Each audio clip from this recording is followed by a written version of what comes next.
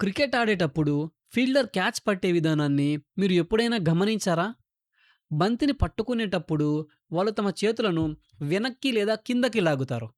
అలా కాకుండా చేతులను స్థిరంగా ఉంచి బంతిని నేరుగా పట్టుకుంటే ఏమవుతుంది?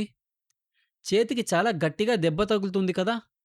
కానీ చేతులను కిందకు లాగుతూ క్యాచ్ పడితే ఆ దెబ్బ యొక్క తీవ్రత అంతగా ఉండదు. అసలు ఇలా ఎందుకు జరుగుతుంది? ఇదే విధంగా మనం ఏదైనా గట్టి నేల మీద పడినప్పుడు మనకు చాలా గట్టిగా దెబ్బ తగులుతుంది. అదే ఒక కుషన్ బ్యాగ్ లేదా బీన్ బ్యాగ్ లాంటి మెత్తటి ఉపరితలం మీద పడితే పెద్దగా గాయం కాదు. గట్టి నేల మీద పడితే దెబ్బ తగలడానికి, మెత్తటి నేల మీద పడితే దెబ్బ తగలకపోవడానికి కారణమేంటి? పైకి ఈ ప్రశ్నలు చాలా సాధారణంగా అనిపించినా, వీటి వెనుక ఉన్న భౌతిక శాస్త్ర సూత్రాలను మనం అర్థం చేసుకోవాలి. ఈరోజు మనం ద్రవ్యవేగం అనే భావన ద్వారా వీటికి సమాధానాలు తెలుసుకుందాం. అసలు ద్రవ్యవేగం అంటే ఏమిటి? మన పాఠ్యపుస్తకం ప్రకారం ఒక వస్తువు యొక్క ద్రవ్యరాశి మరియు దాని వేగాల లబ్దాన్ని ద్రవ్యవేగం అంటారు. దీనిని P అనే అక్షరంతో సూచిస్తాం. దీని సమీకరణం ఇలా ఉంటుంది. ద్రవ్యవేగం ఈజ్ ఈక్వల్స్ టు ద్రవ్యరాశి ఇంటూ వేగం. అంటే P equals to M into V. అంటే మాస్ ఇంటూ వెలాసిటీ. కదులుతున్న ఒక వస్తువును ఆపడం ఎంత కష్టమో ఈ ద్రవ్యవేగం సూచిస్తుంది. ఉదాహరణకు చాలా ఎక్కువ ద్రవ్యరాశి ఉన్న ఒక సరుకు రవాణా రైలు అత్యధిక వేగంతో ప్రయాణిస్తుందనుకుందాం. దాన్ని ఆపడం చాలా కష్టం కాబట్టి దాని ద్రవ్యవేగం చాలా ఎక్కువగా ఉంటుంది. మరోవైపు అతి తక్కువ ద్రవ్యరాశి ఉన్న ఒక పత్తి బంతి మోస్తారు వేగంతో కదులుతూ ఉంటే దానిని సులభంగా ఆపేయవచ్చు. కాబట్టి దానికి చాలా తక్కువ ద్రవ్యవేగం ఉంటుంది. అయితే దెబ్బ గట్టిగా తగలడం లేదా తక్కువగా తగలడం గురించి మనం మాట్లాడుకుంటున్నాం కాబట్టి మన శరీరంపై పనిచేసే బలాల గురించి ఖచ్చితంగా తెలుసుకోవాలి. అంటే బలానికి, ద్రవ్యవేగానికి మధ్య ఉన్న సంబంధాన్ని మనం అర్థం చేసుకోవాలి. ఇందుకోసం మనం న్యూటన్ రెండవ గమన నియమం దగ్గర నుండి ప్రారంభిద్దాం. ఈ నియమం బలానికి సంబంధించిన ఒక సమీకరణాన్ని ఇస్తుంది. ఒక వస్తువుపై పనిచేసే ఫలిత బలం అనేది ఆ వస్తువు యొక్క ద్రవ్యరాశి మరియు దాని త్వరణంల లబ్ధానికి సమానం. సమీకరణ రూపంలో చూస్తే ఫలిత బలం ఈజ్ ఈక్వల్స్ టు ద్రవ్యరాశి ఇంటూ త్వరణం. అంటే net force equals to mass into acceleration. ఇక్కడ ఫలిత బలం అంటే ఏమిటో చూద్దాం. ఒక వస్తువుపై ఒకేసారి అనేక బలాలు పనిచేస్తున్నప్పుడు వాటి నికర విలువనే ఫలిత బలం అని అంటాం.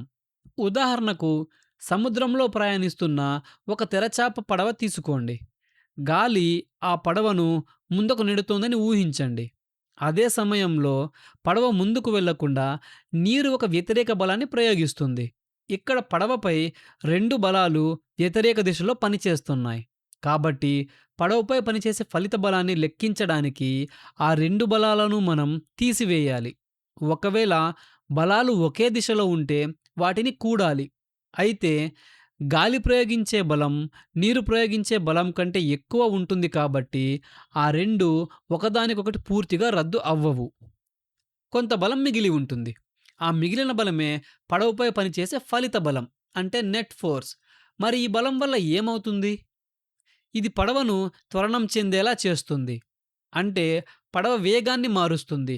ఈ ఫలిత బలం ఎంత ఎక్కువగా ఉంటే పడవలో వచ్చే త్వరణం కూడా అంతే ఎక్కువగా ఉంటుంది. అంటే పడవ తన వేగాన్ని చాలా వేగంగా మార్చుకుంటుంది.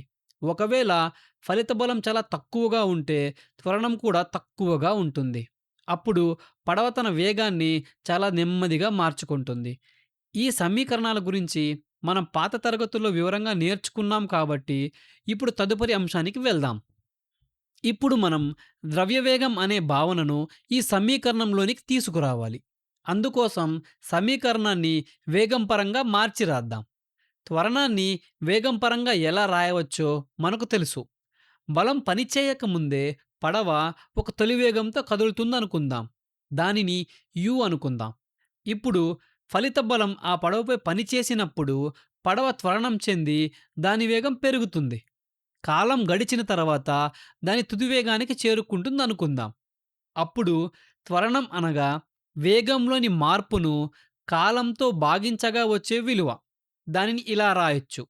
ఎఫ్ నెట్ అంటే net force equals to M into V minus U by T. ఇక్కడ వి అనగా తుది వేగం, యు అనగా తొలి వేగం. ఈ వి మైనస్ యు అనేది వేగంలోని మార్పును గుర్తిస్తుంది. మరియు టీ అనేది కాలాన్ని సూచిస్తుంది. ఇప్పుడు బ్రాకెట్‌ను తొలగించి సమీకరణాన్ని కొంచెం సులభతరం చేద్దాం. ద్రవ్యరాశి ఎంతో తుది వేగం వి మరియు తొలి వేగం యుని గుణిస్తే సమీకరణం ఇలా మారుతుంది. Net force equals to MV minus MU by T.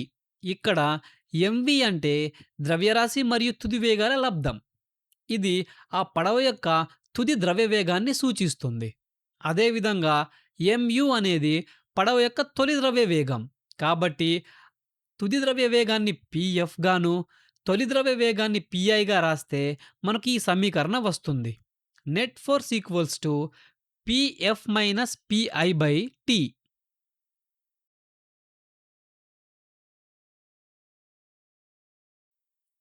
ఈ సమీకరణం మనకు ఏమి వివరిస్తోంది? వేగంలోని మార్పును కాలంతో భాగిస్తే వేగం ఎంత వేగంగా మారుతుందో తెలిసినట్లే.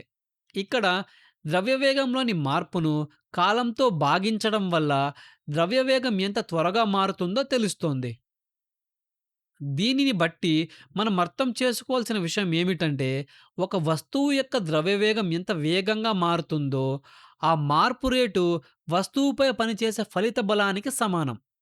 పడవ ఉదాహరణను మళ్ళీ పరిశీలిస్తే, పడవ ద్రవ్యవేగం చాలా త్వరగా మారితే, దానిపై చాలా పెద్ద బలం పనిచేస్తోందని అర్థం. ఒకవేళ పడవ ద్రవ్యవేగం చాలా నెమ్మదిగా మారితే, దానిపై చిన్న బలం మాత్రమే పనిచేస్తోందని మనం గ్రహించాలి. అంటే ద్రవ్యవేగం ఎంత త్వరగా మారితే, వస్తువుపై అంత ఎక్కువ బలం పడుతోంది. ఈ సూత్రాన్ని ఉపయోగించి వీడియో ప్రారంభంలో మనం అడిగిన ప్రశ్నలకు ఇప్పుడు సమాధానాలు వెతుకుదాం. క్రికెట్ బంతిని చేతులను స్థిరంగా ఉంచి నేరుగా పట్టుకున్నప్పుడు ఏం జరుగుతుందో చూద్దాం.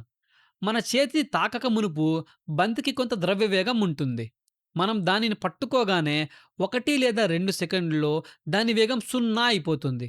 ద్రవ్యవేగం అంత వేగంగా ఉంటే దాదాపు తక్షణమే 0 అవ్వడం వల్ల బంతిపై చాలా పెద్ద బలం పనిచేస్తుంది. కానీ చేతులను కిందకు లాగుతూ పట్టుకున్నప్పుడు ఆ చేతుల కదలిక వల్ల బంతి ద్రవ్యవేగం నెమ్మదిగా మారుతుంది. మనం బంతిని పట్టుకోగానే అది వెంటనే విశ్రాంతి దశకు రాదు. బంతితో పాటు మన చేయి కూడా కిందకు కదులుతూ ఉంటుంది కాబట్టి దాని ద్రవ్యవేగం 0 అవ్వడానికి కొంత సమయం పడుతుంది. ఇలా ద్రవ్యవేగం నెమ్మదిగా మారడం వల్ల బంతిపై పనిచేసే బలం బాగా తగ్గిపోతుంది. అనగా మన చేయి బంతిపై తక్కువ బలాన్ని ప్రయోగిస్తుంది. ఇక్కడ న్యూటన్ మూడవ గమన నియమం గుర్తు చేసుకోండి. చేతులను స్థిరంగా ఉంచి బంతిని పెద్ద బలంతో ఆపినప్పుడు ఆ బంతి కూడా మన చేతిపై అంతే పెద్ద బలాన్ని వెనక్కి ప్రయోగిస్తుంది. అందుకే చేతికి అంత నొప్పి కలుగుతుంది. కానీ చేతులను కిందకి లాగినప్పుడు బంతిపై మనం చిన్న బలాన్ని మాత్రమే ప్రయోగిస్తున్నాం. కాబట్టి బంతి కూడా మన చేతిపై చిన్న బలాన్నే ప్రయోగిస్తుంది. ఫలితంగా దెబ్బ తీవ్రంగా అనిపించదు. ఇదే తార్కికతను ఉపయోగించి మనం నేల మీద పడినప్పుడు ఏం జరుగుతుందో మీరు స్వయంగా విశ్లేషించండి. గట్టి ఉపరితలం మీద పడినప్పుడు ఏం జరుగుతుంది? గట్టి నేల మీద పడినప్పుడు మన ద్రవ్యవేగం క్షణాల్లో 0కి పడిపోతుంది.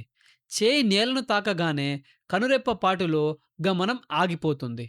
ద్రవ్యవేగం మార్పు అంత వేగంగా జరగడం వల్ల మన వేలి కీలపై లేదా చేతిపై పనిచేసే బలం అత్యధికంగా ఉంటుంది. ఆ బలం వల్లే తీవ్రమైన గాయం అవుతుంది. కానీ ఒక బీన్ బ్యాగ్ మీద పడినప్పుడు పరిస్థితి భిన్నంగా ఉంటుంది. మనం బ్యాగ్‌ను తాకగానే గమనం వెంటనే ఆగిపోదు. ఆ బ్యాగ్ తన ఆకారాన్ని మార్చుకొని రూపాంతరం చెందుతుంది కాబట్టి మన శరీరం కొద్దిగా లోపలికి ప్రయాణిస్తుంది.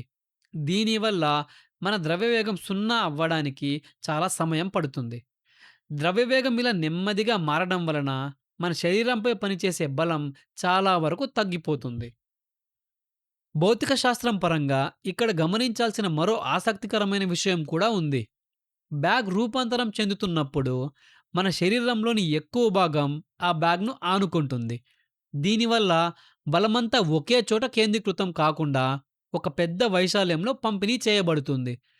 అదే నేల మీద పడినప్పుడు రూపాంతరం జరగదు. కాబట్టి ఆ బలమంతా ఒకే బిందువు మీద కేంద్రీకృతం అవుతుంది. అందుకే అక్కడ భయంకరమైన గాయం అవుతుంది. దీనికి సంబంధించి మరొక చక్కటి ఉదాహరణ బాక్సర్లు. ఒక బాక్సర్ ముఖంపై పంచ్ పడుతున్నప్పుడు అతను స్థిరంగా నిలబడి ఆ పంచ్‌ను వెంటనే ఆపడానికి ప్రయత్నించడు. ఒకవేళ తన మెడ కండరాలను బిగించి పంచ్‌ను అలాగే ఎదుర్కొంటే ఎదుటి వ్యక్తి చేయి యొక్క ద్రవ్యవేగం అత్యంత వేగంగా సున్నా అవుతుంది. అప్పుడు మొఖంపై ఒక భయంకరమైన బలం పడుతుంది. అలా జరగకుండా బాక్సర్లు పంచ్ రాగానే తలని కొద్దిగా వెనక్కి లేదా ఆ పంచ్ దిశలో కుదుపుతారు. తద్వారా అవతలి వ్యక్తి చేయి వెంటనే ఆగిపోదు. దాని ద్రవ్యవేగం సున్నా అవ్వడానికి ఎక్కువ సమయం పడుతుంది. ఫలితంగా బాక్సర్ ముఖంపై పడే బలం చాలా వరకు తగ్గిపోతుంది. ఇది బాక్సర్‌ను నాకౌట్ కాకుండా కాపాడుతోంది. ఈ ఉదాహరణలన్నింటి ద్వారా మనం ముఖ్యంగా గమనించాల్సిన సూత్రం ఏమిటి? ఒక వస్తువు ద్రవ్యవేగం ఎంత వేగంగా మారితే దానిపై అంత ఎక్కువ బలం పనిచేస్తుంది. భౌతిక శాస్త్ర పరిభాషలో దీనిని ద్రవ్యవేగ మార్పు రేటు అంటాం. అంటే ద్రవ్యవేగం ఎంత త్వరగా మారుతుంది అనేది ఆ వస్తువుపై పనిచేసే ఫలిత బలానికి సమానం. దీన్నే సమీకరణ రూపంలో ఇలా రాస్తాం. ద్రవ్యవేగ మార్పు రేటు ఈక్వల్స్ టు ఫలిత బలం. ఇదే న్యూటన్ రెండవ గమన నియమం యొక్క అసలైన రూపం. కాబట్టి ఈ నియమానికి మనం 2 ప్రధాన సమీకరణాలను ఉపయోగిస్తాము. మొదటిది F ఈక్వల్స్ టు ma. రెండవది మనం ఇప్పుడు ఉత్పాదించిన ఈ ద్రవ్యవేగ సమీకరణం. మనం గమనించినట్లుగా ఒకదాని నుండి మరొకదాన్ని సులభంగా రాబట్టవచ్చు. పరీక్షల్లో కొన్నిసార్లు ద్రవ్యవేగ సమీకరణం ఇచ్చి దాని నుండి F ఈక్వల్స్ టు maని ఉత్పాదించమని అడుగుతారు. అప్పుడు మీరు మనం చెప్పుకున్న ఈ ఉత్పాదనను వెనుక వైపు నుండి రాసుకుంటూ వెళ్ళాల్సి ఉంటుంది.